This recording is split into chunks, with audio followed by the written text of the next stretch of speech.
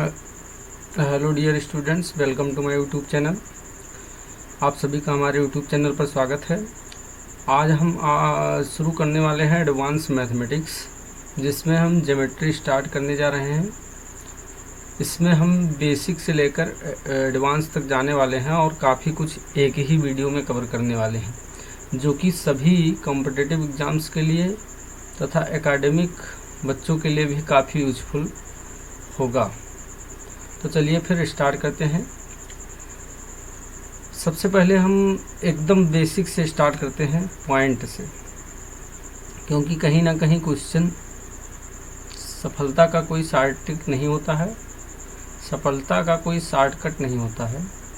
तो इसलिए कहीं ना कहीं आपको सारी चीज़ें पढ़ना है। तो सबसे पहले हम स्टार्ट करते हैं पॉइंट से। देखते हैं पॉइंट क्या होता है।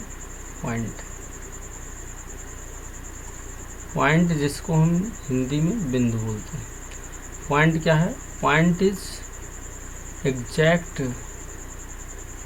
देखिए पॉइंट की डेफिनेशन है, a point is an exact location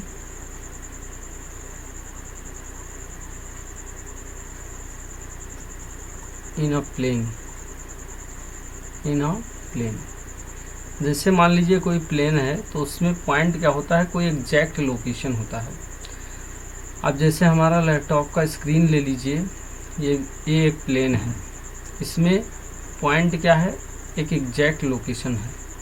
अब सबसे खास बात क्या होती है कि पॉइंट में ना तो कोई लंबाई होती है, ना ही चौड़ाई होती है, और ना ही कोई इसकी ऊंचाई होती है। मीन्स हमारा जो पॉइंट होता है वो क्या होता है? डायमेंशन लेस होता है। जैसे आपको पता है कि इन जनरल 3 डायमेंशंस होते हैं, 3 डायमेंशनल, 2 डायमेंशनल ऑब्जेक्ट्स। ये सब कुछ आपको पता है कि ऑब्जेक्ट्स जो होती हैं 2 प्रकार की होती हैं। या तो ऑब्जेक्ट्स जो होती हैं वो या फिगर्स जो होते हैं वो 2 टाइप के होते हैं। या तो एक होता है सॉलिड फिगर और एक होता है प्लेन फिगर। तो प्लेन फिगर वह फिगर होते हैं जिन्हें हम प्लेन में ड्रा कर सकते हैं। अब देखिए पॉइंट को इन जनरल हम कैपिटल लेटर्स से डिनोट करते हैं। अब point is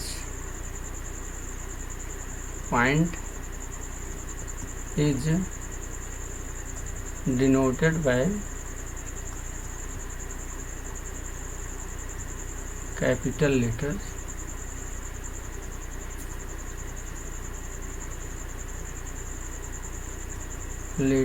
of English alphabet।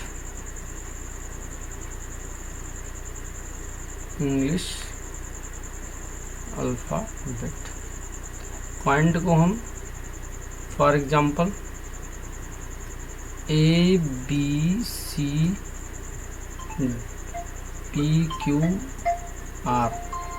Etcetera ऐसे हम किसी भी पॉइंट को हम डिनोट कर सकते हैं।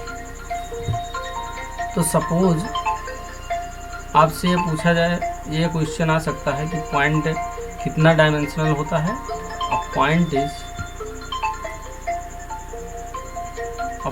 Has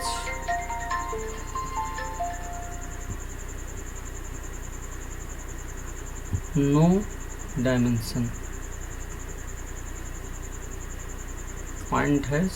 dimension. That is, it is dimensionless।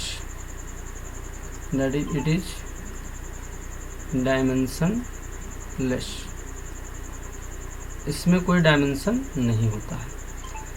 अब प्लेन हमारा क्या होता है? प्लेन जो होता है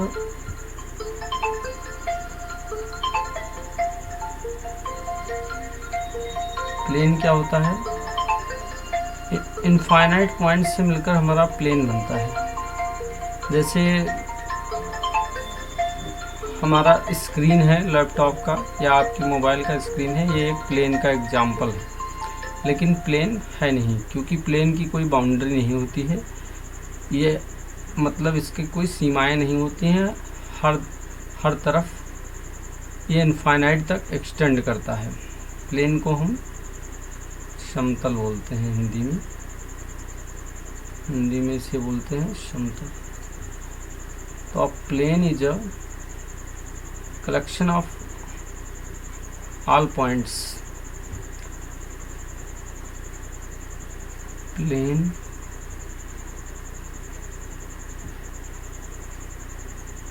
consists of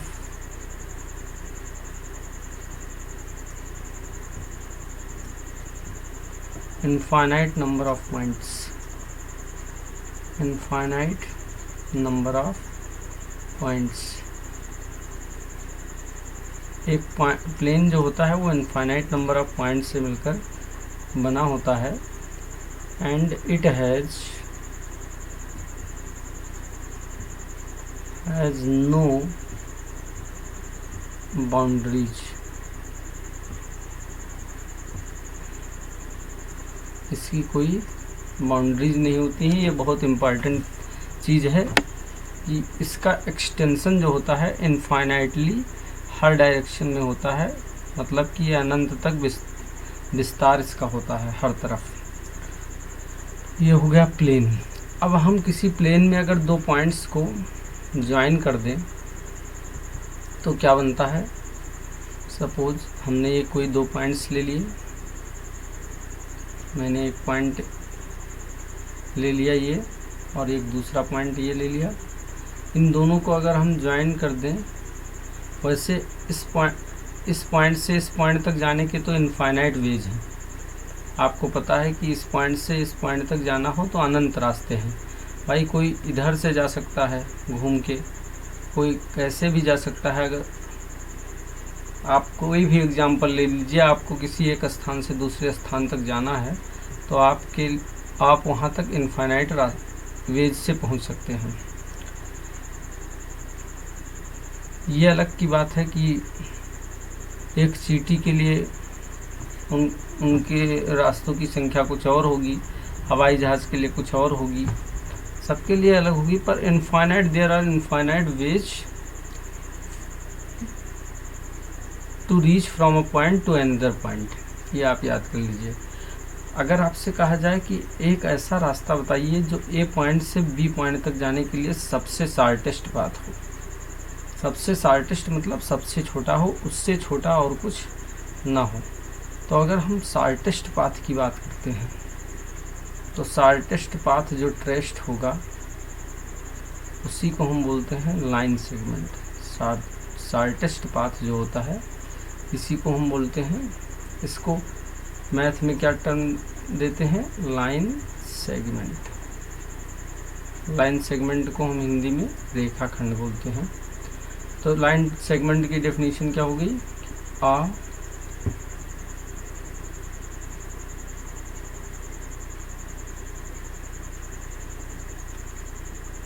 the straight the shortest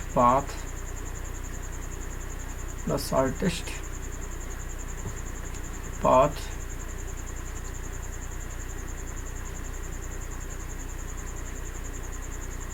between any two points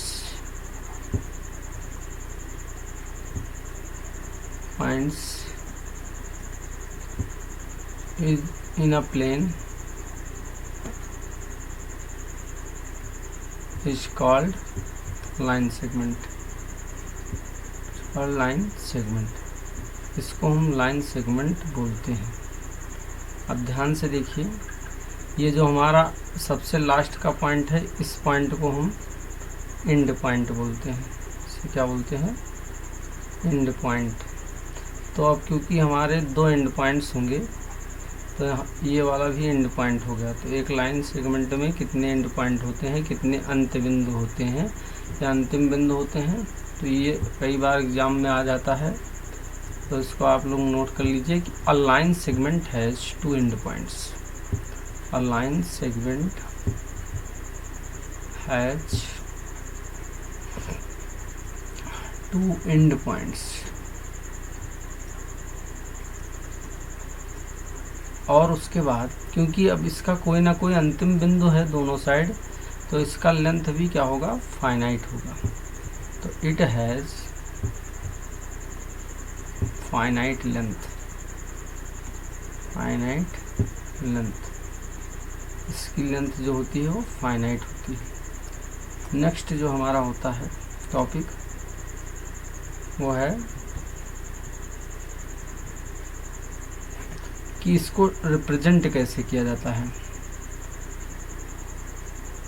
representation, ये सारी चीज़ें बहुत इम्पॉर्टेंट हैं। रिप्रेजेंटेशन, तो अगर मान लीजिए कोई लाइन सेगमेंट है ए बी जिसके एंड पॉइंट्स ए बी हैं, तो इसको हम दो प्रकार से डिनोट कर सकते हैं। या तो आप ए बी लिख सकते हो या फिर बी ए लिख सकते हो। ये दोनों एक ही लाइन सेगमेंट को रिप्रेजेंट करेंगे। अब तीसरी बात आती है कि इसमें ये कितना डायमेंशनल होता है। तो line segment is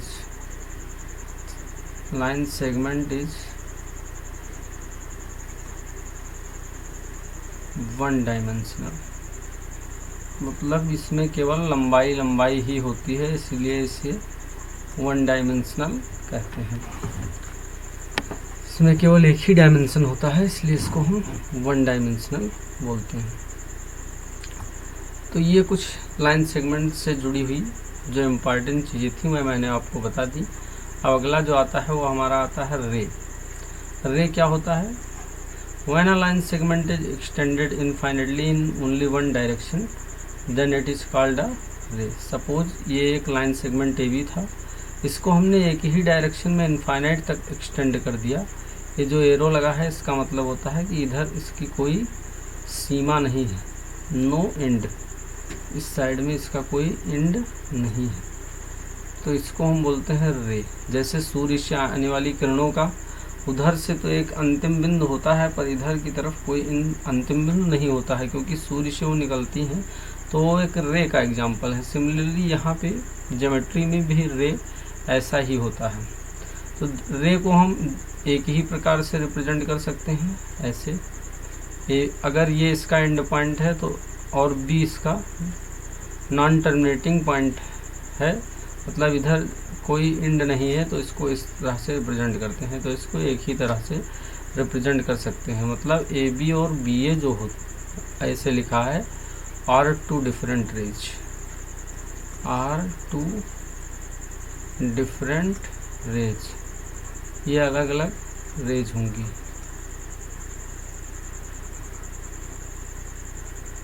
are two different rays. अब नेक्स्ट जो कॉन्सेप्ट आता है कि रे भी हमारा जो होता है वो वन डायमेंशनल होता है, क्योंकि इसमें केवल लंबाई ही होती है, इसलिए ये भी वन डायमेंशनल होता है।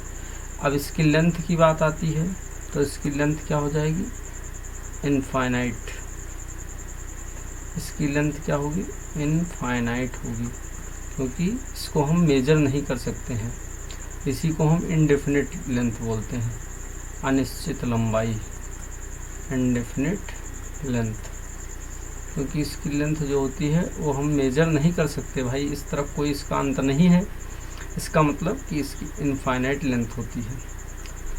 अगला आता है हमारा जो कॉन्सेप्ट होता है वो लाइन है। अगला जो है वो है लाइन। लाइन को हम हिंदी में रेखा बोलते हैं।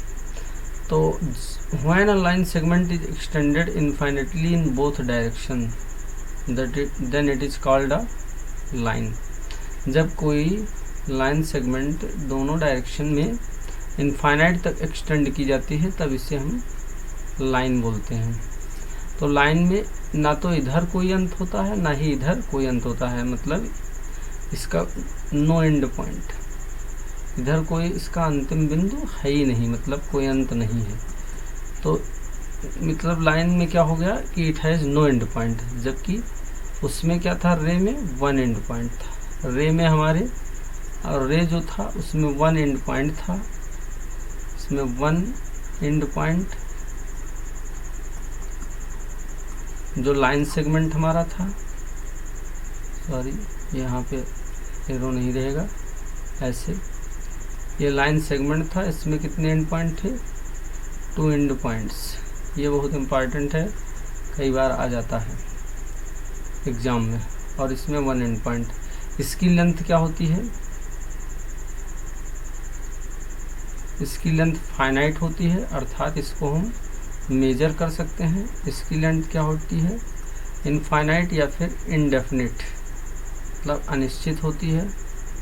और सिमिलरिटी इसमें यह है कि सब सारे के सारे ये तीनों के तीनों वन डायमेंशनल होते हैं। और पॉइंट हमारा क्या होता है, पॉइंट जो होता है वो it has no dimension, means dimensionless होता है।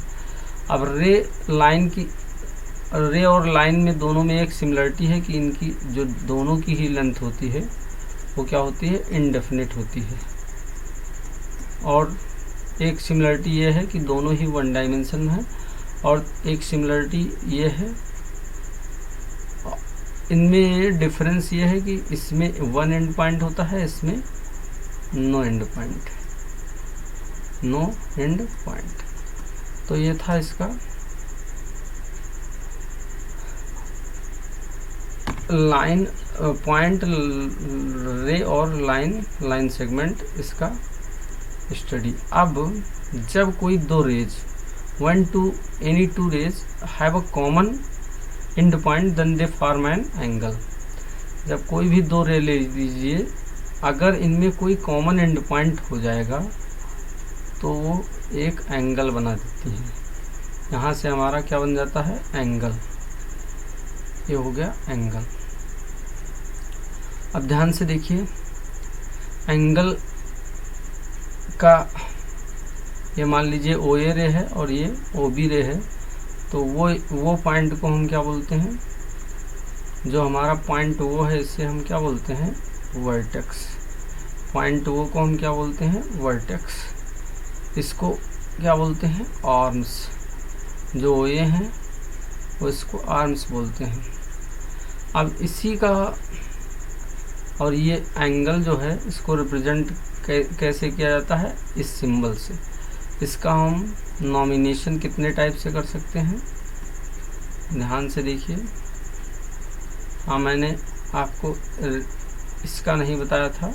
अगर मान लीजिए कि कोई एक लाइन ए बी है, ए बी, तो इसको इस प्रकार से रिप्रेजेंट करते हैं। और ए बी और बी ए दोनों सेम लाइन को रिप्रेजेंट कर रहे हैं, दोनों ही सेम लाइन को रिप्रेजेंट करेंगे, ये अलग अलग लाइनें नहीं होंगी। ऐसे ही कि हमारा जो एंगल होता है, जैसे इसको हम कैसे लिखेंगे, ए ओ बी और एंगल बी ओ ए, ये दोनों सेम एंगल्स हैं। बस इसमें हमें ये खास बात ध्यान रखना होता है कि जो हमारा वर्टेक्स होना चाहिए वो हमेशा बीच में आना चाहिए, वर्टेक्स वाला पॉइंट। बाकी आप चाहे बी ओ ए लिखिए या फिर ए ओ बी लिखेंगे, दोनों तरीके से इसका नॉमिनेशन कर सकते हैं। तो आई होप आपको ये एंगल समझ में आ गया होगा। अब on the basis of rotation, types of angles, types of angles. Angles कितने टाइप के होते हैं, तो ध्यान से देख लीजिए। एंगल जो हमारे होते हैं वो 7 टाइप्स के होते हैं। एक तो होता है जीरो एंगल, सेकंड नंबर क्या होता है, एक्यूट एंगल, जिसको हम न्यून कोण बोलते हैं, एक्यूट एंगल। थर्ड क्या होता है, थर्ड होता है राइट एंगल, राइट एंगल। उसके बाद फोर्थ नंबर पे ऑब्ट्यूज एंगल, ऑब्ट्यूज एंगल। उसके बाद फिफ्थ नंबर क्या होता है,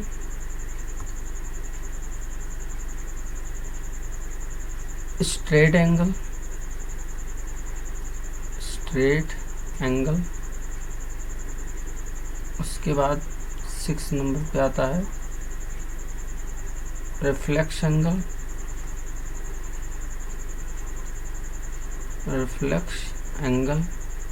और 7th नंबर पे आता है कंप्लीट एंगल, कंप्लीट एंगल। तो ये 7 टाइप्स के एंगल होते हैं। अब इसको और अच्छे से समझने के लिए आप क्या करें कि एक वो बना लीजिए, इसको हम बोलते हैं कार्टेशियन प्लेन, कार्टेशियन प्लेन। अब इसमें एक रे हमारी जो होती है वो फिक्स रे होती है, फिक्स्ड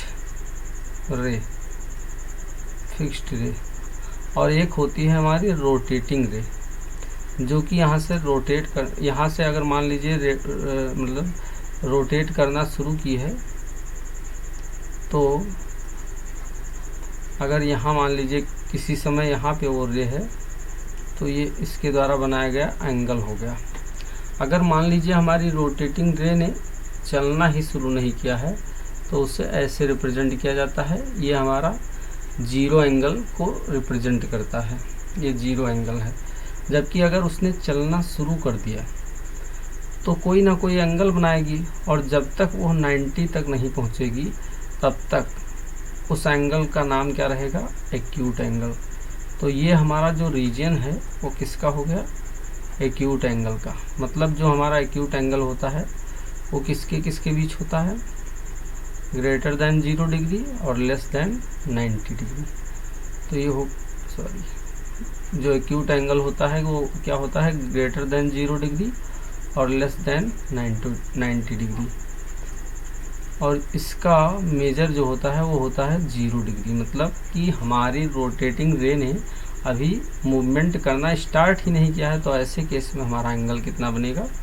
0 डिग्री। अब राइट एंगल क्या होगा? अगर रोटेटिंग रे एग्जैक्टली इस लाइन पे आ जाएगी तो हम बोलेंगे कि फिक्स्ड रे के साथ उसका एंगल कितना बन रहा है, क्योंकि अब वह यहाँ पहुँच चुकी है। तो अब कितना एंगल बन रहा है? तो ये 90 डिग्री का। यानी कि अगर थीटा की वैल्यू एग्जैक्ट 90 डिग्री की हो जाती है तो हम उसे राइट एंगल बोलते हैं।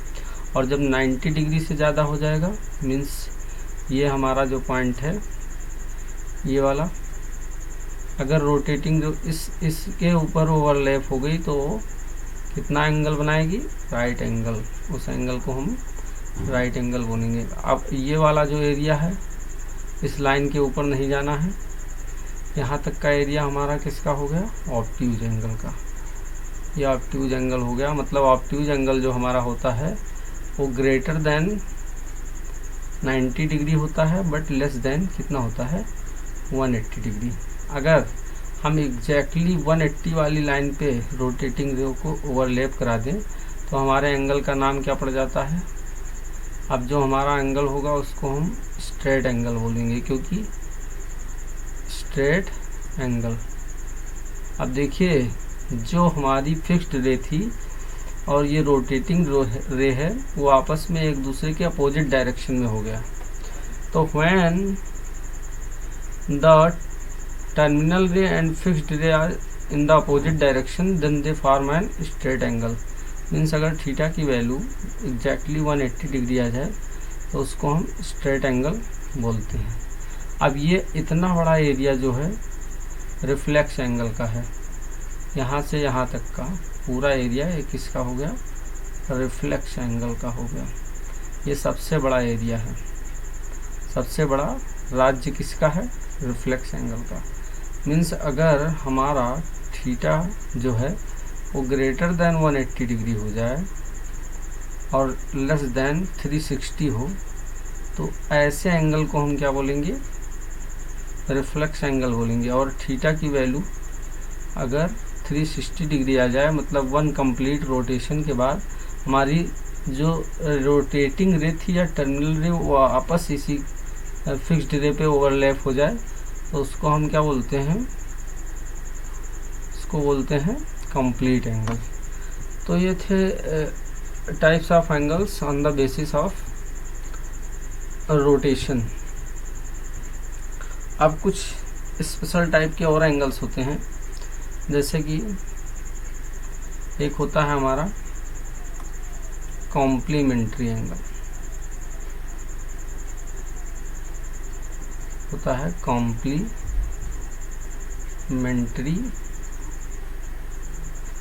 एंगल्स।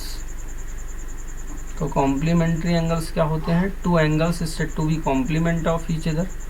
दो एंगल्स एक दूसरे के कॉम्प्लीमेंट कहलाते हैं। कॉम्प्लीमेंट को हिंदी में क्या बोलते हैं? पूरक। पूरक कोण, इसको हिंदी में क्या बोला जाता है? पूरक कोण। तो two angles is said to be complement of each other if their sum is 90 degree. Sum means होता है योग।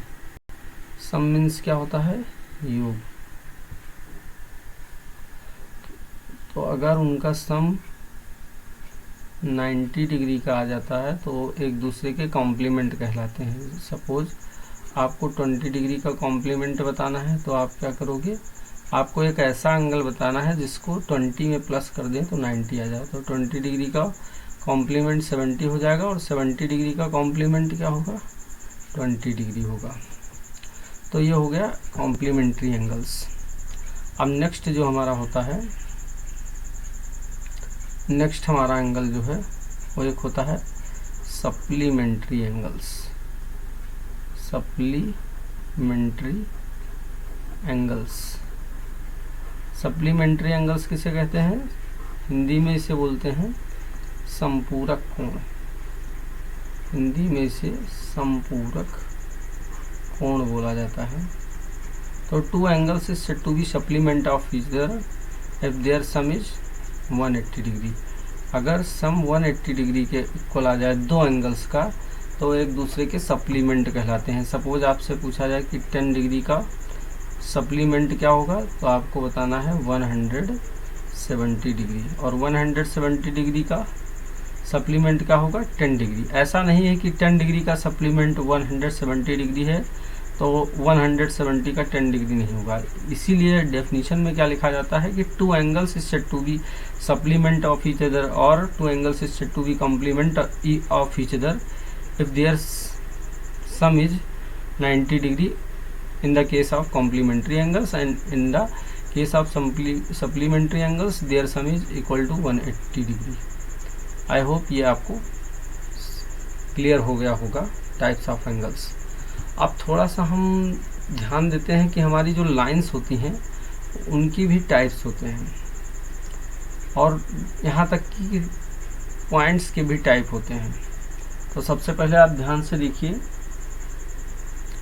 टाइप्स ऑफ लाइंस के टाइप्स। तो लाइंस हमारी जो होती हैं, अगर हम यहाँ पे लाइंस को डिवाइड करना चाहें, जैसे सपोज हमने यहाँ एक लाइन ले लिया, तो लाइन हमारी मेनली जो होती हैं वो दो टाइप की होती हैं। एक तो होता है हमारा कर्व्ड लाइंस जिसको हम वक्र रेखा बोलते हैं, और सेकंड होता है स्ट्रेट लाइन जिसको सरल रेखा बोलते हैं, स्ट्रेट लाइंस। अब कर्व्ड लाइंस मीन्स ऐसी सारी लाइंस, और स्ट्रेट लाइंस का मतलब होता है स्ट्रेट एकदम। स्ट्रेट लाइन हमारी जो होती हैं वो अगेन डिवाइड की गई हैं। एक तो होता है horizontal lines. Horizontal lines means वह लाइंस जो किसी प्लेन के पैरेलल होती हैं उसे हॉरिजॉन्टल लाइन बोलते हैं। और नेक्स्ट जो होती है वो होती है परपेंडिकुलर लाइंस, परपेंडी या फिर वर्टिकल लाइंस, इसको हम बोलते हैं vertical lines. Vertical lines means ऐसी लाइंस जो किसी प्लेन के परपेंडिकुलर होती हैं। सपोज ये हमारा प्लेन है, उसके परपेंडिकुलर है एकदम, तो वर्टिकल लाइंस। और तीसरा जो होता है टाइप ऑफ लाइन वो होता है slanting lines. Slanting lines means ऐसी लाइंस जो ना तो हॉरिजॉन्टल हो ना ही वर्टिकल हो, उन्हें हम स्लैंटिंग लाइंस बोलते हैं। तो ये हो गया लाइंस के कुछ टाइप्स। उसके बाद और भी है some special types of lines. Lines के कुछ विशेष प्रकार हैं। Some special types of lines. तो नंबर 1 होता है, एक होता है पैरेलल लाइंस। पैरेलल लाइंस, तो two lines is said to be parallel if they have no common point. दो लाइंस एक एक दूसरे के क्या कहलाती हैं, पैरेलल कहलाती हैं। If they have no any common point, अगर उनके बीच की कोई भी कॉमन पॉइंट ना हो। अब कॉमन पॉइंट का क्या मतलब होता है, जैसे अगर ये इस तरह हमने कोई लाइन बनाया तो यहाँ पे ध्यान से देखिए, अगर ये दो लाइन्स हैं तो एक पॉइंट ऐसा है, यहाँ ध्यान से देखिए, इसमें हमें एक पॉइंट ऐसा मिला जो दोनों लाइन्स के लिए कॉमन है। ये पॉइंट ऐसा है जो इस लाइन के लिए भी है और इस लाइन के लिए भी है, तो इसे हम बोलते हैं कॉमन पॉइंट। Common point. अब आपको पता है कि लाइन जो होती है वो दोनों साइड में इनफाइनाइट लेंथ की होती हैं, तो आपको पता है कि ये इधर इनफाइनाइट तक इधर गई हुई है और ये वाली इधर, मतलब ये सिरा इधर की तरफ इनफाइनाइट तक एक्सटेंड कर रहा है, ये भी इनफाइनाइट तक एक्सटेंड कर रहा है, फिर भी दोनों कभी एक दूसरे को इंटरसेक्ट नहीं करेंगे, मतलब इनके बीच कोई कॉमन पॉइंट नहीं होगा, तो इन्हें हम क्या बोलेंगे, पैरेलल लाइंस। दूसरा डेफिनेशन है कि two lines is said to be parallel if the angle between them is 0 degree, अगर उनके बीच का एंगल जो हो वो 0 डिग्री हो तब भी वे पैरेलल कहलाती हैं। और नेक्स्ट जो होती है सेकंड टाइप का लाइन होता है परपेंडिकुलर लाइंस। ये दो लाइंस के लिए है, सिंगल लाइन में नहीं होगा, परपेंडिकुलर लाइंस। तो परपेंडिकुलर लाइंस क्या होती हैं, two lines is said to be perpendicular to each other if the angle between them is 90 degree. दो लाइंस एक दूसरे के क्या कहलाएंगी, परपेंडिकुलर कहलाएंगी, अगर उनके बीच का एंगल क्या हो, 90 डिग्री हो, तो एक दूसरे के परपेंडिकुलर कहलाती हैं। तो ये हमारा हो गया परपेंडिकुलर लाइंस। परपेंडिकुलर लाइंस, इनके बीच का एंगल 90 डिग्री होता है, और ये हमारा हो गया पैरेलल लाइंस। उसके बाद नेक्स्ट जो होता है तीसरा नंबर, ध्यान से देखिए, वो होता है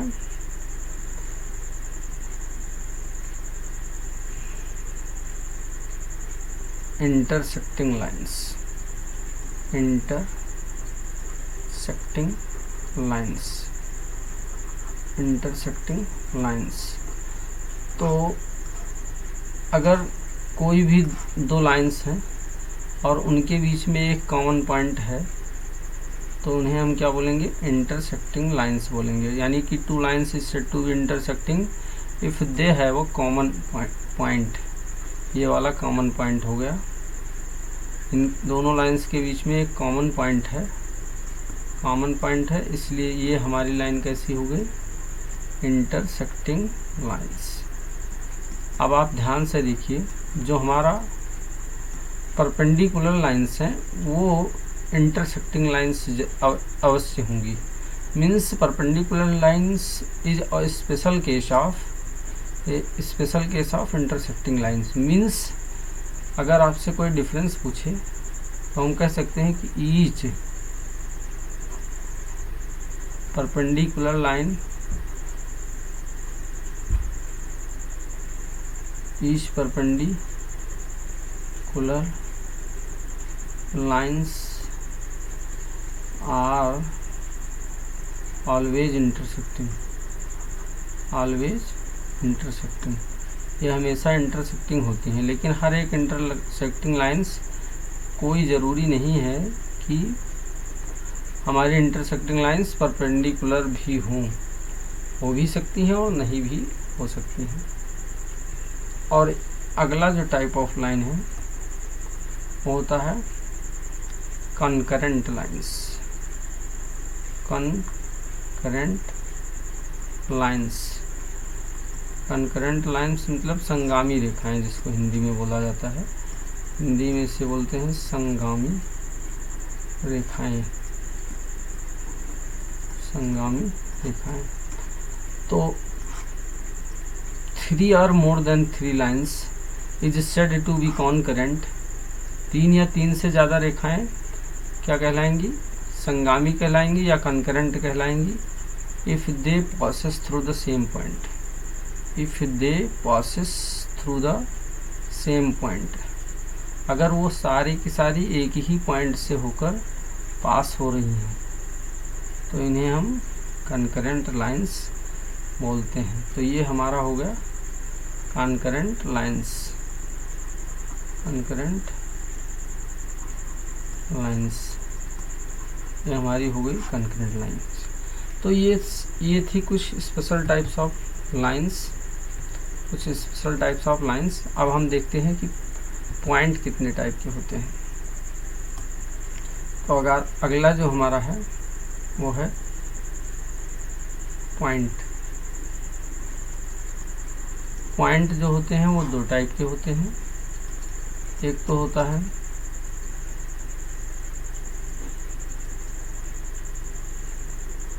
कंकरेंट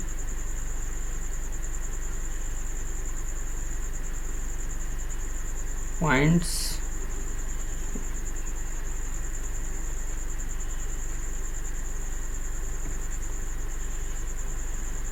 कोलिनियर पॉइंट्स एक होता है, एक पॉइंट होता है हमारा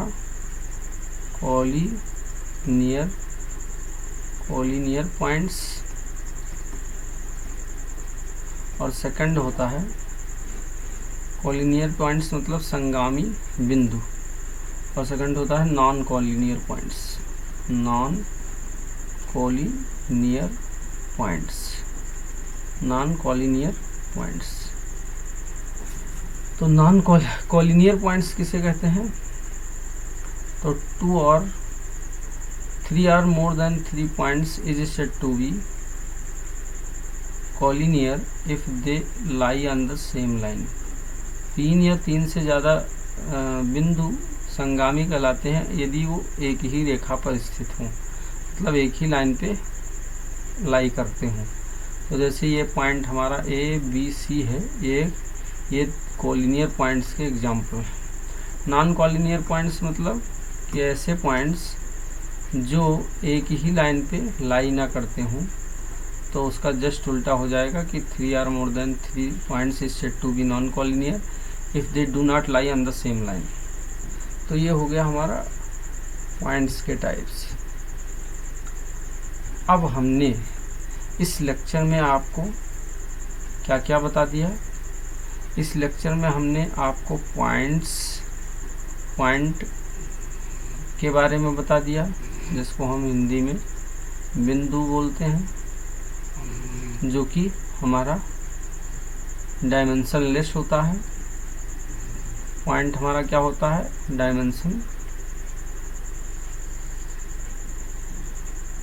dimensionless means it has no dimension और 0 डायमेंशनल।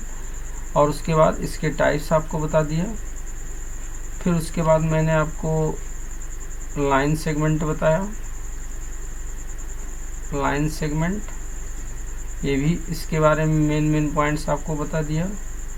उसके बाद हमने आपको रे बताया, फिर लाइन बताया, उसके टाइप्स बताए, लाइन के डिफरेंट टाइप्स ऑफ लाइंस बताया, इसी में आपको एंगल बताया, और उसके बाद टाइप्स ऑफ एंगल्स बताया, टाइप्स ऑफ एंगल्स। तो इतनी सारी चीज़ें मैंने आपको बता दिया। अब अगर हम इसे और ज़्यादा एक्सटेंड करेंगे तो वीडियो हमारा काफ़ी लंबा हो जाएगा और आपको भी बहुत सारे डाउट हो जाएंगे। तो इस वीडियो में इतना ही, मिलते हैं नेक्स्ट वीडियो में। जय हिंद, वंदे मातरम। Thank you.